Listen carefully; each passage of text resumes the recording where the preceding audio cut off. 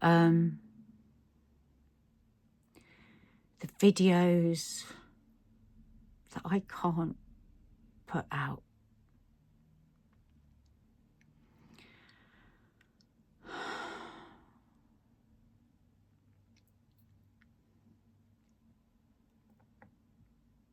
But I can't just leave in my saved videos.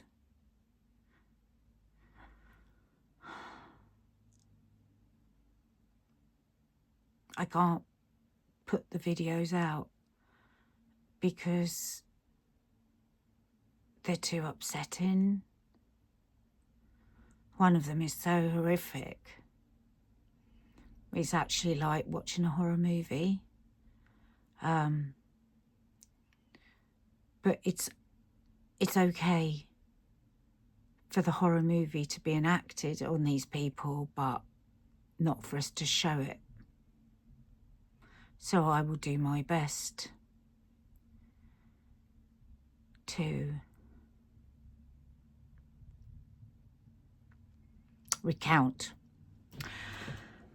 the horrific video I saw just a few hours ago. I'd gone upstairs actually to have a sleep, had a really bad night's sleep last night, as you do. Went onto my phone and saw a video that is now in my actual veins, stored in my head and in my heart till the day I die, for sure.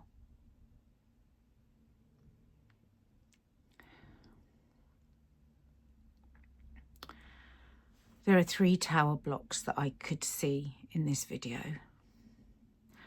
The middle tower block had a child of about 3 or 4 years old.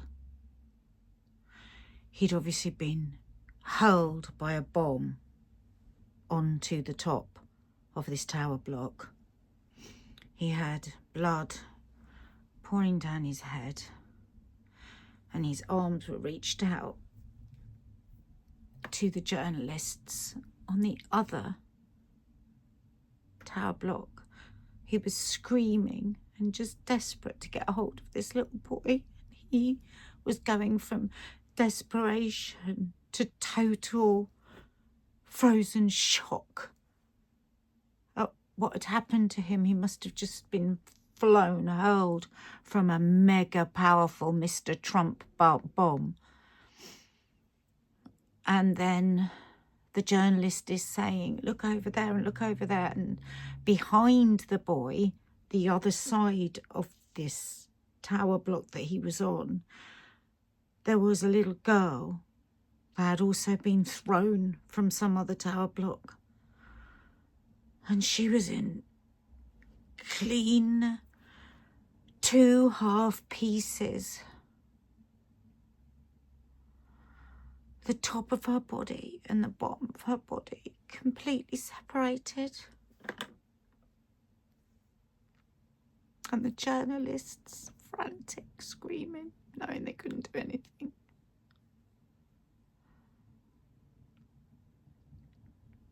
And yet nobody is stopping arming Israel. Nobody is stopping those bombs going. What the hell?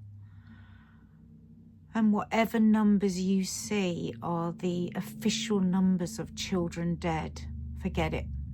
Because so many of them are blown so sky high that they go into fragments. I saw a video last week of children's intestines being picked off a tree and handed to their mothers.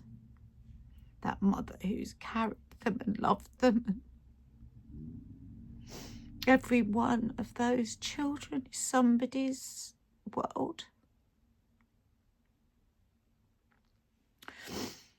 Takes me to another video. I'm sure many of you have probably seen it. She's a woman sat on the floor. Don't know where it is. Maybe it's in the basement of a hospital or something. I don't know. And she's holding her child and he's dead. And she's wide-eyed, shocked like that, trying to be normal. And all the men are standing round, and you hear this all the time. Imshi, Imshi, come on, quickly, quickly. Because the men have got to go and get another body from somewhere else or help get somebody from under the rubble. and they haven't got time for anyone to have that time with their child's body. And she was like holding him. Then she handed her son to the men, and they just stood. One of them just stood holding him like this, with his hands like this, and she just was holding his hand and rubbing it and rubbing it, trying to warm up his hands. And she was saying, I send you to, our God, I send you to God to take care of him. And she's quite calm, and she's very shocked, and she's quite calm. And then they go to take him away, and she says, no. And they say, no, come on, we have to go. And she looks at the guys that are holding a stretcher, and she says to them, just be in my place for one moment. So they just stop, and they put the stretcher really gently down on the floor. And then she just lies on her son and just holds him again and says, I don't want to live without you.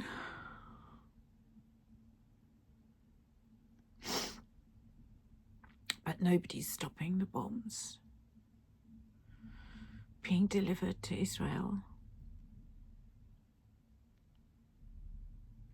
I wonder if me saying the line, stopping the bombs being sent to Israel, will flag up a question to this video.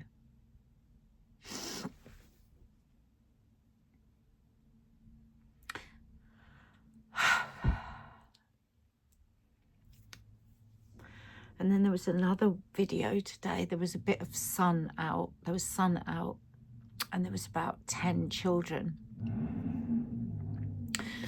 in the courtyard of and obviously it was all ruins behind them, and they were dancing perfectly together. They were probably about 6 years old. To leave a Palestine, that song that we all know, that we love, that I'll put on a Instagram post with the hummus or with and they were just dancing in perfect unison. And you know that they're hungry, and you know that they're scared, and you know that they're thirsty, and you know they want to wash properly enough. And they want a comfortable bed and a nice chair, and knife and fork, and they're dancing.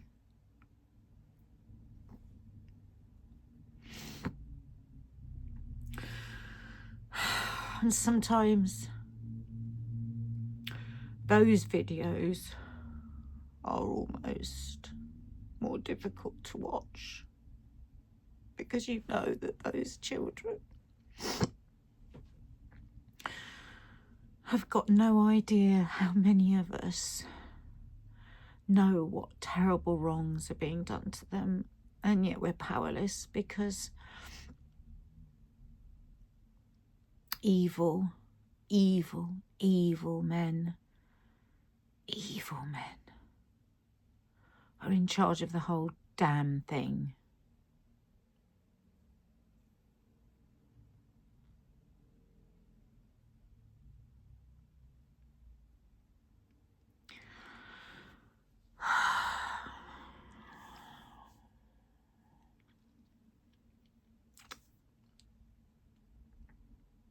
What do you do with the guilt of the videos you've saved? What are we saving them for?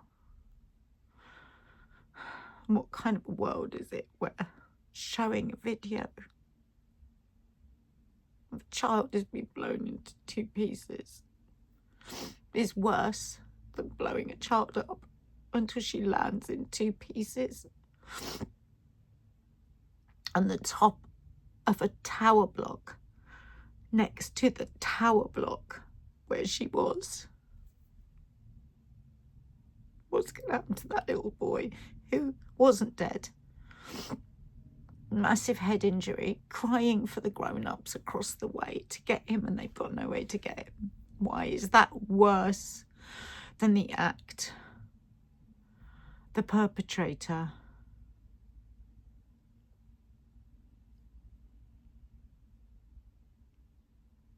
Anyway, we all carry it, don't we? All of us that bear witness to it now carry it in our DNA, in our bones, in our brains, in our hearts, in our blood, in our flesh, in our